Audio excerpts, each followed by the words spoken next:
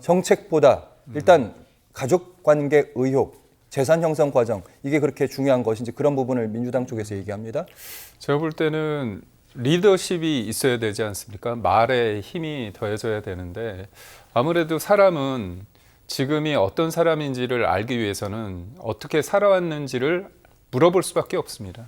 그런 측면에서 앞으로의 어떤 정책과 비전은 당연히 물어보면 잘 하겠다 얘기를 하겠죠. 그리고 청문회를 하다 보면 이제 여야가 있기 때문에 조금 민감한 질문이 나오면 여당 쪽에서 많이 도와줍니다. 그래서 일정 부분 준비된 답변을 충분히 소화할 수 있는 어떤 기회도 주게 마련이죠. 근데 이게 도덕 검증이냐 아니면 정책과 비전이냐에 대한 이 청문회에 대한 유용론, 무용론 여러 가지가 있을 때 항상 여야의 입장이 달라집니다. 이제 우스갯소리로 국회에 있는 화장실은 다 없애야 된다 제가 말을 하는데 그 이유가 화장실 들어갈 때 나올 때 다르다는 거 아닙니까? 여야의 입장이 다를 때 다른데 저는 이제 김민석 후보자에 대해서 하나 좀 말씀드리고 싶은 건 뭐냐면 저희가 도덕 검증을 하는 이유는 돈 문제라는 게 단순한 문제가 아니지 않습니까? 특히나 아쉽게도 그 후보자께서는 불법 정치자금 혐의로 2번의 대법원 유죄 판정을 받았습니다. 근데 이번에 또 부적절한 돈거래가 나와서 의혹을 사고 있는 겁니다. 한 예로 첫 번째 이제 SK로부터 2억 원을 받았는데 그 2억 원 관련해서 추징금 2억 원이 나왔습니다. 근데 그 2억 원 중에 1억 5천만 원을 강모 씨란 분이 대납을 해주고 또 강모 씨란 분이 김민석 후보자가 미국에서 이제 1년 9개월 동안 있을 때 생활비조로 450만 원씩 줘서 1억 원 가까이 줍니다. 2억 5천만 원에 된 게 또 불법 정치자금으로 포함해서 7억 2천을 또 추징금으로 맞으셨어요.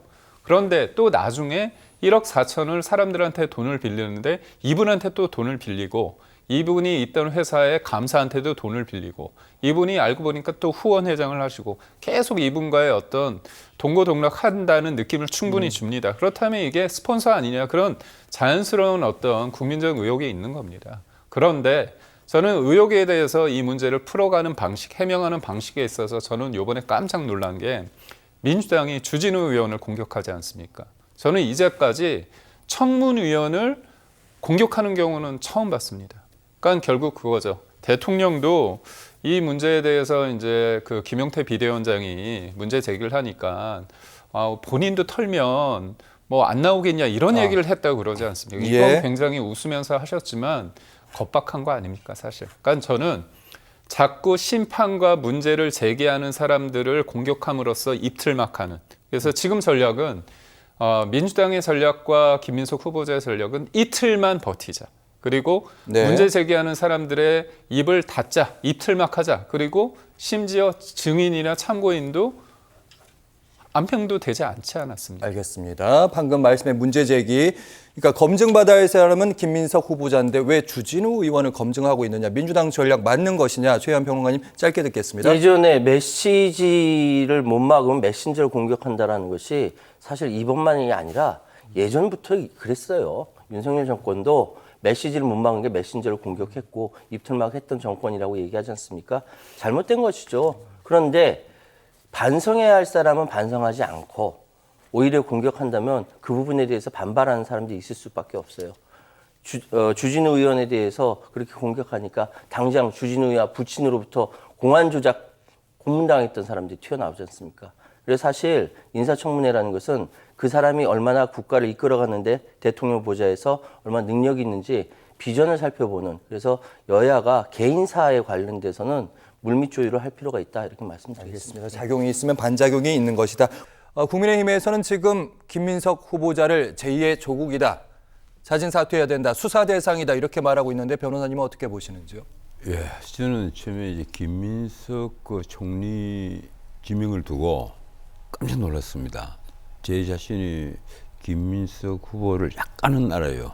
그리고 그 형 김민웅은 저하고 같이 방송을 오래 했었고, 그런데 이게 처음에 나오는 그 의혹이 처음엔 돈이었단 말이에요. 예. 재산이 그 어떻게 국회의원 5년 하면서 평균 한 1억 되잖아요. 그래서 5억 정도의 수입이 있었는데 실제 그 마이너스였던 그 이 자기 재산이 플러스가 됐단 말이에요. 플러스 2억이 됐거든요. 마이너스 5억이 플러스 2억 얼마가 됐으니까 한 8억이 는 거예요. 8억 가까이 는 거예요. 7억 몇천만이 늘었더라고. 예. 그런데 그동안에 쓴 돈은요. 추징금이 뭐 6억이 넘는, 그리고 6억 2천. 그리고 또 소비를 해서 쓴 돈이 2억 3천. 그리고 교회에 또 헌금을 2억이나 했어요. 맞아요. 예. 그리고 아들 유학도 보냈고. 아하.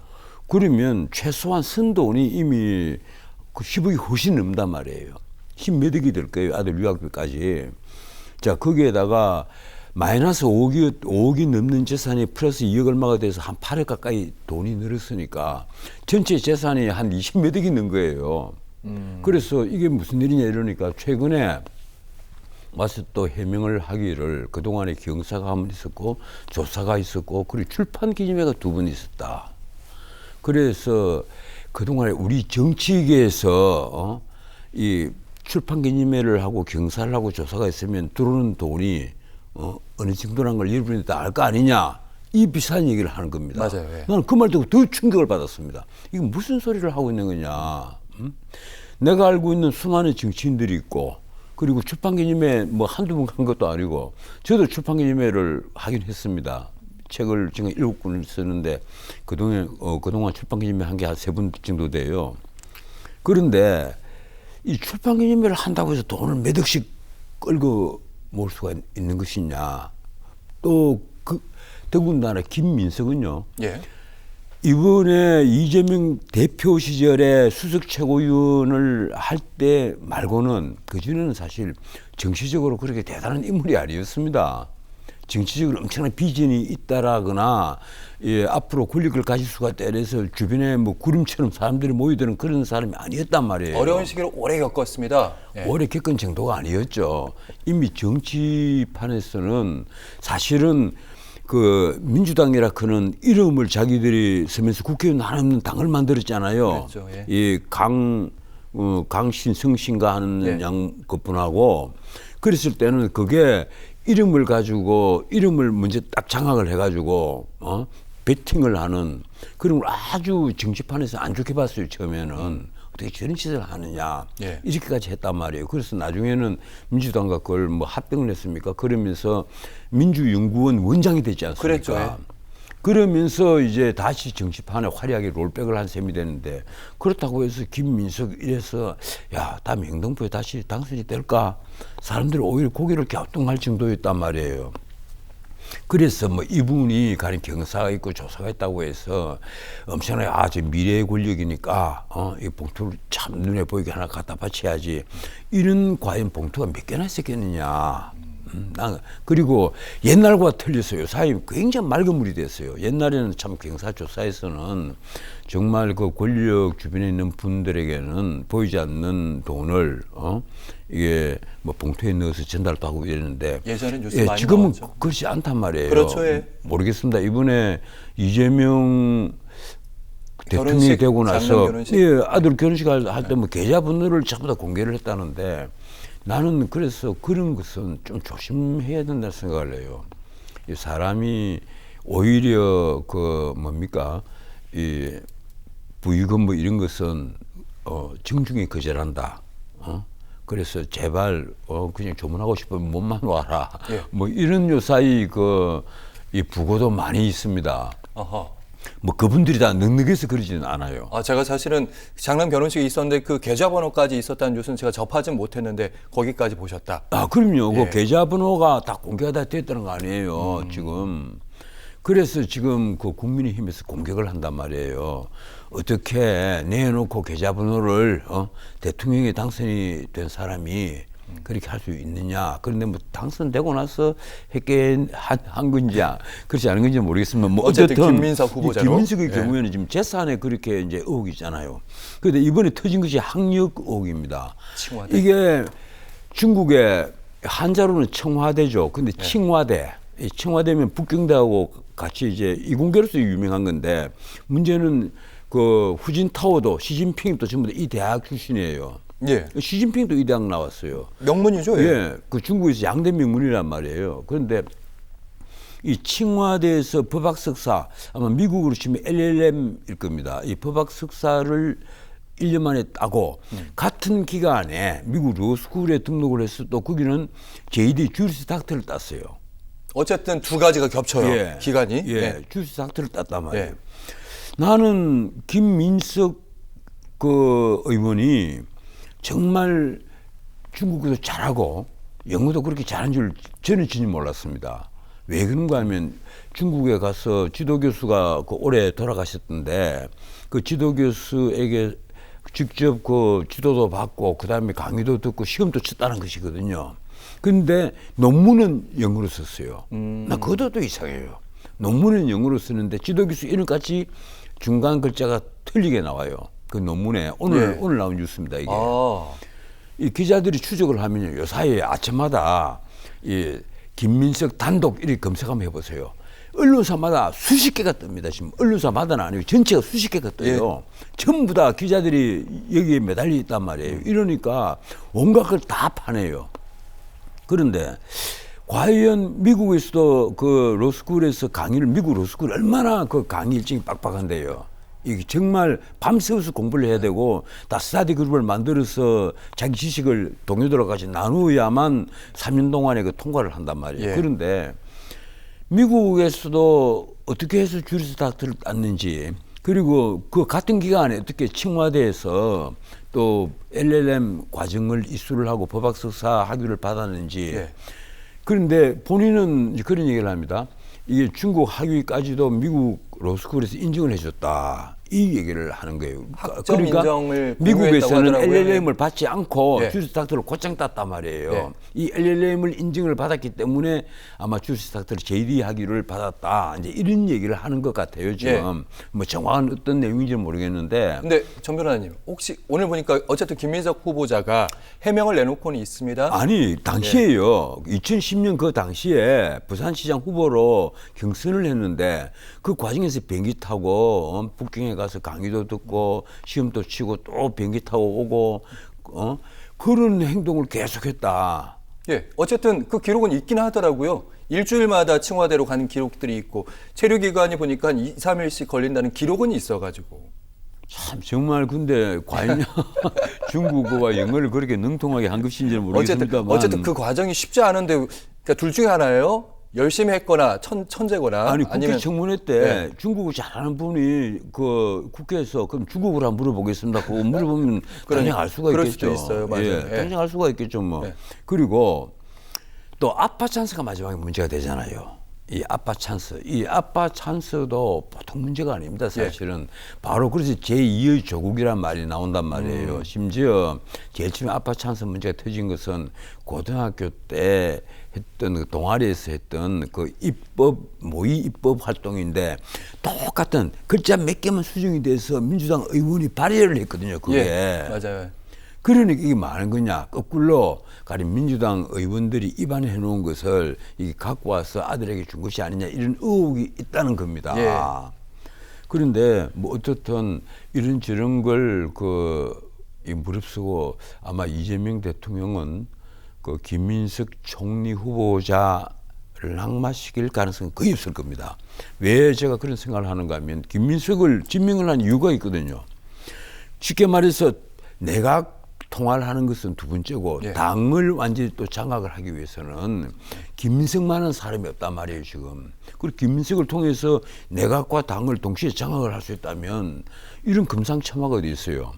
이래서 김민석을 총리 후보로 지명을 한 것인데 과연 그 이재명 대통령이 처음부터 이 낙마를 시키면 다른 그 민정수석 낙마하는 거와 틀려가지고 일파만파가 장관 추천도 해야 되잖아요. 일파만파가 되잖아요. 그런데 장관 추천도 문제예요. 지금 뭐 역대 정부들이 이 점에 있어서는 큰 소리 칠 게 하나도 없습니다만은 이번 이재명 정권은 조금 더 한 것 같아요.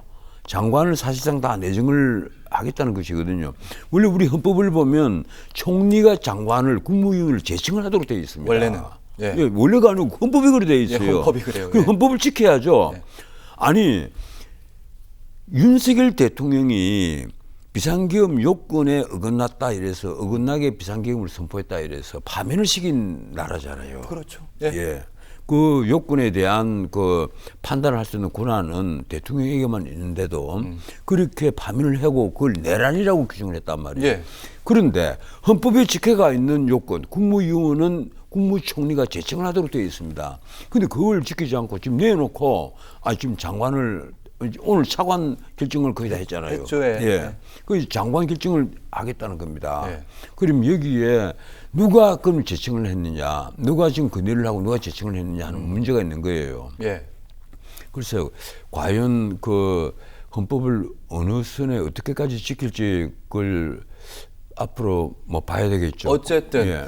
전 변호사님께 보셨을 때는 어쨌든 의석수는 민주당이 많을 거고 지금 많은 게 아니라 지금 압도적이죠. 예, 압도적이죠. 예, 예. 통과예요. 172석입니다. 우은시까지 172석입니다. 예. 그 울산 남구에 그 한 명이 절로 넘어갔잖아요. 예. 김상욱 의원. 예. 예. 그래서 뭐 통과 끝까지 갈 것이다. 이 정도의 의혹 가지고는 힘들 것이다. 이런 말씀하신 거잖아요. 힘들 게 아니라 양보를 하지 않겠죠. 양보하지 사실은 국민을 두려워하면 예. 이 정도 의혹 같으면 본인이 물러나야 됩니다. 본인이 부담을 주면 안 되죠. 지난주에도 비슷한 이건요. 나는 그 이재명의 어떤 그 이재명이 뭐 이거 목을 자르고 뭐 붙이고 이 문제가 아니라 예. 본인이 가령 내가 그 그럴 정도의 의혹에 휩싸여 있는 인물이라면 본인이 잘 알잖아요. 스스로 자진 사퇴. 본인으로서 돈 문제만 해도 알잖아요. 아하. 돈 문제는 딴 문제보다도 무슨 깨끗해야 되는 거예요. 근데 전 변호사님, 제가 최근에 언론 분위기를 쭉 살펴보셨을 테니까 아실 거예요. 진보 언론부터 시작해서 보수 언론으로 분류되는 언론들이 김민석 후보자의 이 돈 문제부터 시작해서 여러 가지 의혹들이 있지 않습니까? 이거에 대해서 길게 사설을 쓰거나 문제 제기를 아주 깊숙이 들어가지는 않습니다. 결론적으로 이런 겁니다. 일단 인사청문회가 있으니까 그때 와서 해명할 건 해명하고 사과할 건 사과해라. 이 정도 관망하는 모양새거든요. 어떻게 보시는지. 이게 아직까지는 허리문 기간이라고 할 수가 있는데 뭐 허리문 기간은 원래 6개월이라고 그러잖아요. 그런데 예. 이거 인사 문제는 내가 보기에는 허리문과는 아무런 상관이 없는 문제예요. 기본적으로 가령 내가 만약에 김민석 같으면요. 저는 성명을 발표할 겁니다. 정말 내 자신에 대해서 관리를 제대로 하지 못했다. 그래서 국민들에게 정말 부끄럽다. 내가 대통령에게 부담을 지운 게 정말 미안하다. 그래서 물러나겠다. 그럼 내 같으면 국회의원까지나 사표서겠습니다. 왜 그 부담을 주고 있어요?